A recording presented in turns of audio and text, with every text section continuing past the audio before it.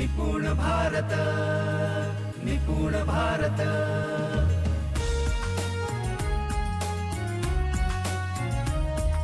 निपुण भारत, निपुण भारत।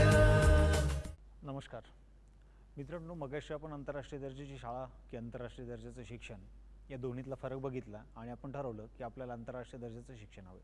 मित्रांनो, त्या आंतरराष्ट्रीय दर्जाच्या शिक्षणाला आम्ही जागतिक दर्जाचं भविष्यवेधी शिक्षण असं म्हणतोय। मग साध्य काय आहे? तर साध्य आहे की मला जागतिक दर्जाचं भविष्यवेधी शिक्षण पाहिजे। मग जागतिक दर्जाचं भविष्यवेधी शिक्षण म्हणजे नेमकं काय ते आपल्याला समजून घ्यावं लागेल। तर जागतिक दर्जाच्या भविष्यवेधी शिक्षणाचे 4 आयाम आहेत, त्यातला एक एक आयाम आपण समजून घेऊ। जागतिक दर्जाचं भविष्यवेधी शिक्षणाचा पहिला आयाम आहे ज्याला आपण असं म्हणतोय असं व्यक्तित्व विकसित करणे ज्याला जागतिक स्वीकार्यता असेल। मी परत एकदा रिपीट करतो, असं व्यक्तित्व विकसित करणे ज्याला जागतिक दर्जाची स्वीकार्यता असेल। दुसरा आयाम असं व्यक्तित्व विकसित करणे जे भविष्यासाठी तयार असेल। तिसरं 100% मुलांच्या 100% क्षमतांचा उपयोग। आणि चौथं अशी मुलं तयार करणे जी पीसा रेडी असतील।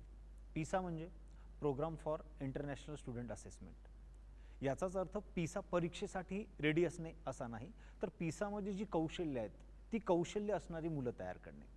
तर जागतिक दर्जाचं भविष्यवेधी शिक्षण जर आम्हाला द्यायचं असेल किंवा म्हणायचं असेल तर त्याचे 4 आयाम आहेत। जे 4 आयाम मी तुमच्या समोर सांगितलेत त्यातला एक एक आयाम आपण समजून घेऊ की जागतिक दर्जाचं भविष्यवेधी शिक्षण म्हणजेच आंतरराष्ट्रीय दर्जाचं शिक्षण याच्या साध्यामधलं काय काय आमचे साध्य असायला पाहिजे। तर पहिलं साध्य आपलं आहे जागतिक दर्जाची स्वीकार्यता। जागतिक दर्जाची स्वीकार्यता म्हणजे काय? तर माझं मूल आता हे वैश्विक मूल आहे।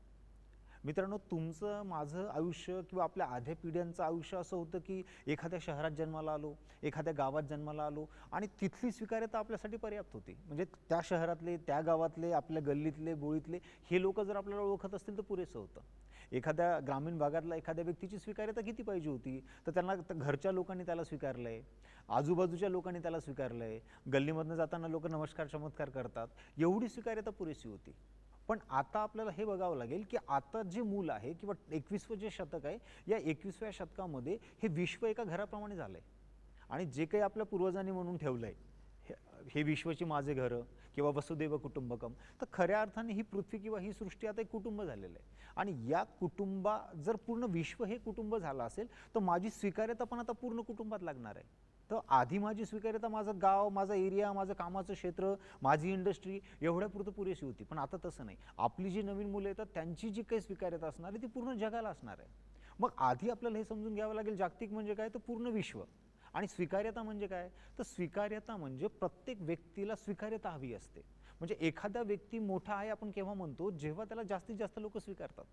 मग तुमची आमची गरज काय आहे? जेव्हा अन्न पाण्याची ह्या बेसिक गरजा भागतात तेव्हा भावनिक पातळीवरची गरज असते स्वीकार्यता। तुम्ही जे काही विचार ठेवतात ते विचार स्वीकारले जातात, तुमचं आचरण स्वीकारलं जाते, तुमचं वागणं स्वीकारलं जाते। ही स्वीकार्यता प्रत्येक व्यक्तीच्या आयुष्यात महत्त्वाची आहे। तर आपल्याला इथून पुढे जी काही मुलं आपल्या शिक्षण व्यवस्थेमधून विकसित करायची ती जागतिक स्वीकार्यता असणारी करायची आहे। आणि मग ही जागतिक स्वीकार्यता जर आपल्या मुलामध्ये आणायची असेल तर काय करावं लागेल? तर त्याच्यासाठी जागतिक स्वीकार्यता समजून घ्यावी लागेल, जागतिक स्वीकार्यतेची गरज समजून घ्यावी लागेल।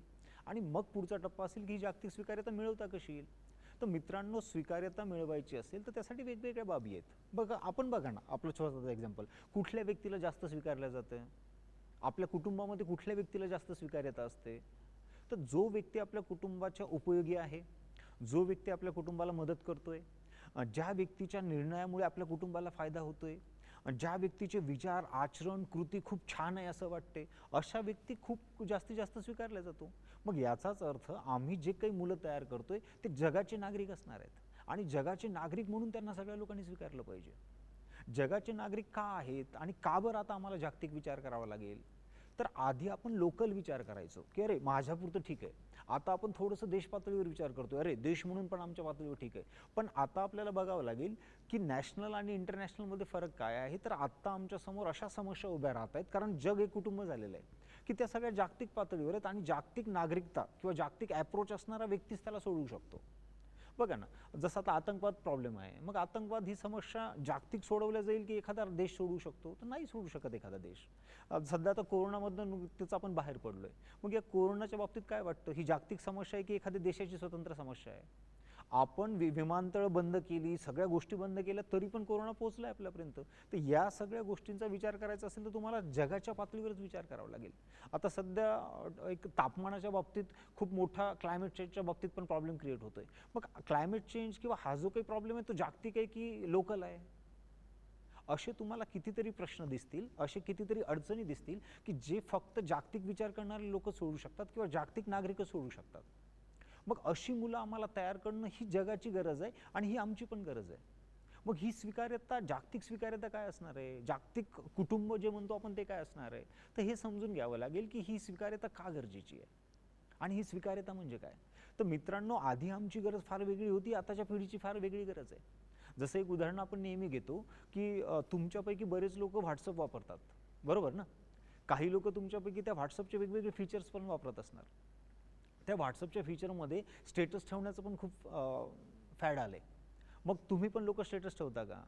बरं, आता गंमत बघा स्टेटसची काय. एखाद्या व्यक्तीने व्हॉट्सअप स्टेटस ठेवला तर काय स्टेटस ठेवला हे त्याला माहीत असतं का? यस, डेफिनेटली त्याला माहीत असतं. मग आता जर मला माहिती आहे की मी काय स्टेटस ठेवला, तरी पण मी परत परत त्या स्टेटसवर जाऊन बघायला पाहिजे का? नाही बघायला पाहिजे. पण तरी तो स्टेटस मी परत परत बघतो. मग काय बघतो मी त्याच्यामध्ये? तर त्यामध्ये मी हे बघतो की मी जो काही स्टेटस ठेवलेला आहे तो किती लोकांनी बघितला. आता तुम्हाला किती लोकांनी बघितला याचाच अर्थ तुम्ही बघताय की तुम्ही जो विचार मांडलाय, तुम्ही जो फोटो ठेवलाय, तुम्ही जी कृती केली ती किती लोक स्वीकारतायत, किती लोक बघतायत, ही तुमची गरज झालेली आहे.